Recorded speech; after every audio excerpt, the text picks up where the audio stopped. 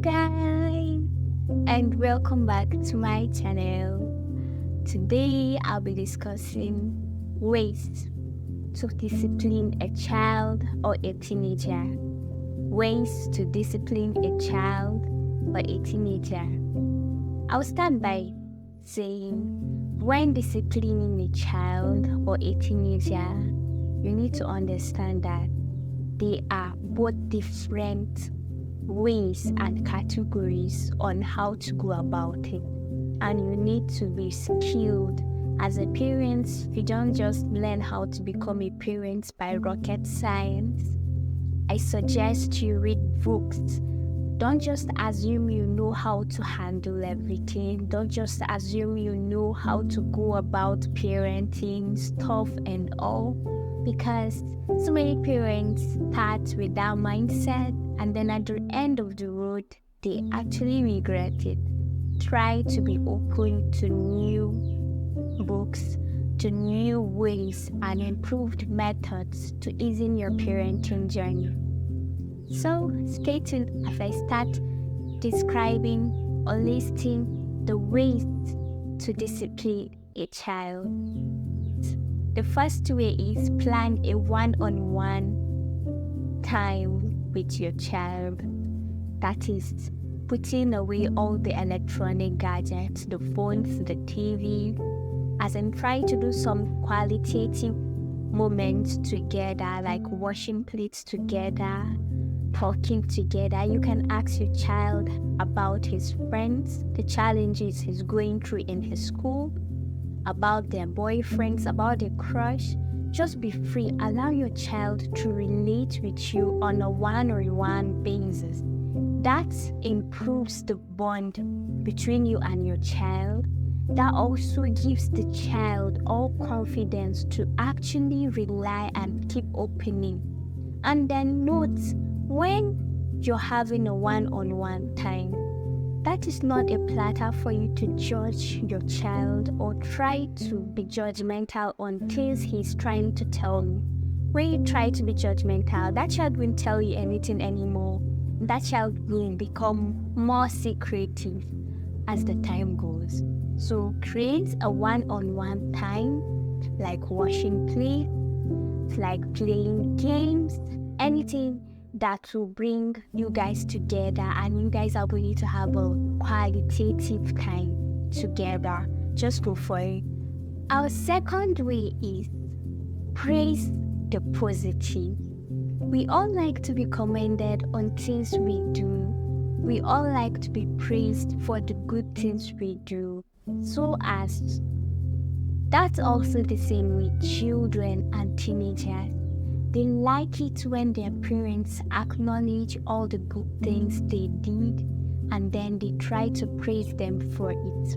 So as a parent, try to acknowledge all the positives in your child, because some of our parents are kind of more of amplifying our negatives and then not really caring about the mini or small positives we do around the house. For example, when your child washes his clothes, wash or arranges the sitting room, wash the dishes, try as much to appreciate that child. Try, but some parents feel really entitled to the child doing some of the works in the house, and so they don't feel the need to say thank you. At least say thank you. You're not saying thank you to pay up the child. You're saying thank you to actually encourage that behavior of washing plates. You're actually trying to make him do more next time. So try to praise your kids. Try to point out the good things they did and then try to commend them for that. It's a good strategy in disciplining your child. The third way of disciplining your child is set clear expectations. When you set clear expectations, you try to Let the child know all the things he is supposed to do at the right time. Because the children need to be told what to do always and always. Don't assume they are adults, or don't assume they know what to do. Try to assign them their duties around the home. Like, for example, you can assign the girl child, to washing of plates every day, and then you can assign the boy child to cleaning the city or doing other houseworks.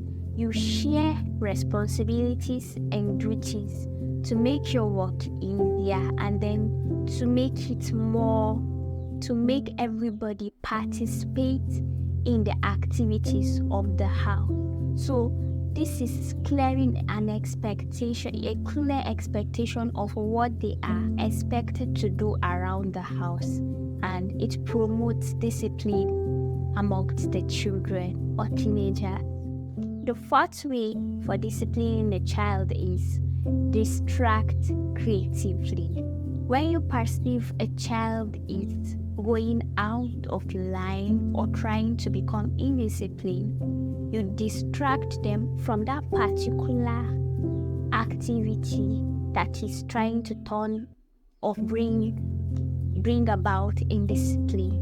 For example, you can distract them by taking them out for a walk or assigning them some specific things to divert their attention from actually doing that indisciplined act or that inappropriate act in the house. For example, when they are scattering around their toys, when they are trying to jump on the couch, instead you can ask them to go out to clean, or you can ask them to go out and pick up some things in the garden. That is a perfect way of distracting your child effectively or creatively. It is important to note that timing is really important and essential in disciplining your child. Don't wait for this act of discipline to pass for you to, and before addressing it. Address any act of indiscipline accurately. When you address them accurately, you develop the child's mindset. Don't just overlook things and keep overlooking until you are so provoked that you want to make a correction. Make a correction as soon as a crime is being committed, as soon as a mistake is being done by the child. Things to bear in mind before correcting your child. Punishment should not be your goal, but correction through repentance. Try as much as possible to make your child know that he is doing the wrong thing and he is being punished for doing the wrong thing. Don't just punish your child because you are angry or out of anger, or it is your goal to make him pay for what he did. But let your goal be repentance. Let your goal be correction in disciplining your child. And then another thing to keep in mind is, does the child know he's guilty? Does he know he is guilty or he doesn't? And if he doesn't, try to let him know that he is guilty and admit he is guilty, or try to listen his valid explanations first. Then before you can decide whether he is guilty or not. And then another thing to bear in mind before correcting or punishing is, have you ever corrected that particular mistake previously, or you haven't? You need to know so that you appropriate punishment accordingly. And then one thing you need to know is, was the offense deliberate according to the child's claim, or it wasn't deliberate? Another thing to bear in mind is, do not punish in anger. So many of our African mothers and our parents, sorry to say, punish in anger. And that's why you hear they break this one's leg, they disfigure this one's face, because they actually punish in anger.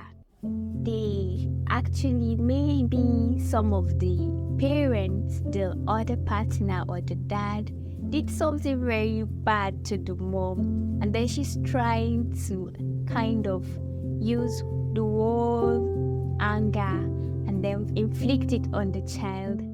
And then you find out that so many of the children are really victims of their dad's mistake. So try as much as possible not to punish your child out of anger. Calm down first. Try as much as possible to control your anger when punishing your child. I know children on their own part can be so annoying. I know my cousins can be annoying too, but try as much to control your anger when disciplining them. Discipline must be commensurate with the offense. It has to go hand in hand.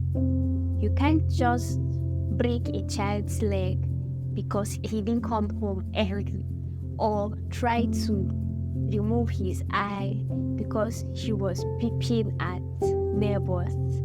Try to commensurate discipline according to offense. It is important to note that there are two ways in discipline. You can either use the rod or you can use reproof. And in using these two, you need to understand that some children, you can't really use the rod on them. You can only use reproof on them, because the moment you start talking, they start showing all sorts of repentance, and then some of them feel so remorseful for what they did. Well, so if you like, you can start speaking from morning to night. Nothing. If you don't bring out your rod, they don't even feel you're talking. They don't even feel they did something wrong. So try to know which place your child stands in. Don't mess up, or try to be the one that needs only just reproof, or just reprove the one that actually needs the rod. So know the difference, please, and then try to use it accordingly. Don't overdo it as a parent. Don't overdo it, please. But don't forget that you get to be the change that you want to see. I would like to hear some of your comments in the comment section. Don't forget to like and subscribe to this channel. Bye!